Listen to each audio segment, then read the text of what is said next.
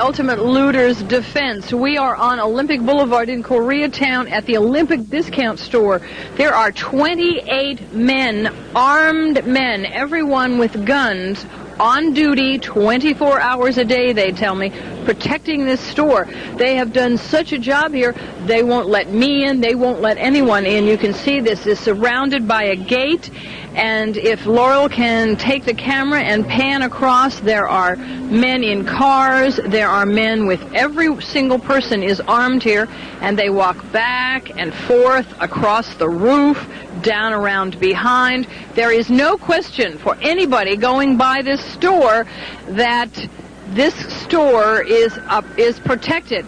I asked one of the security men to find the owner for me. He told me the owner was not here. He would not tell me the owner's name. In fact, he would say only that the men here are friends and employees of the man who owns the store, and that they are going to stay here until the siege is over.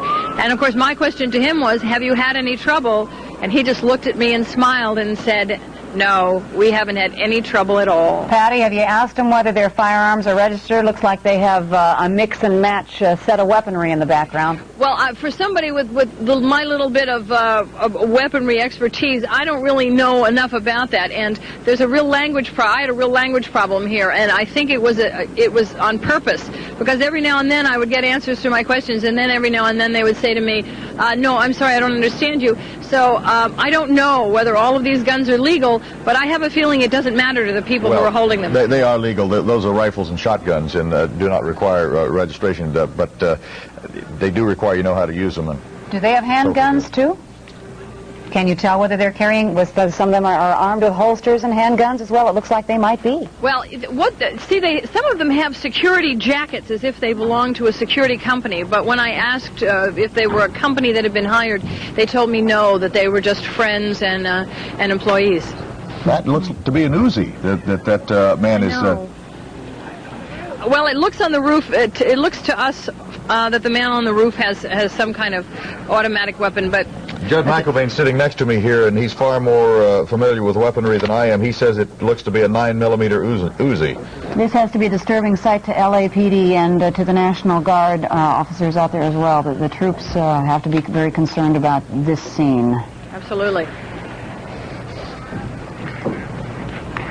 All right, Jody Baskerville is now surrounded by fire. She's been trying to retreat from the position. Let's go and see where she is now. Jody, are you all right? Yeah, You saw Patty Ecker was at a location from arsonist there. Let's go back to Patty and check in with her.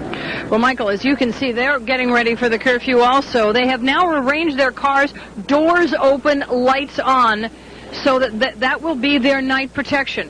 There are still, by my count, 28 men here, all of them armed, walking back and forth. They just had a very short meeting and are now going back to assume their positions. Laurel, you might want to just pan down. As you can see here, I am on Olympic Boulevard in Koreatown.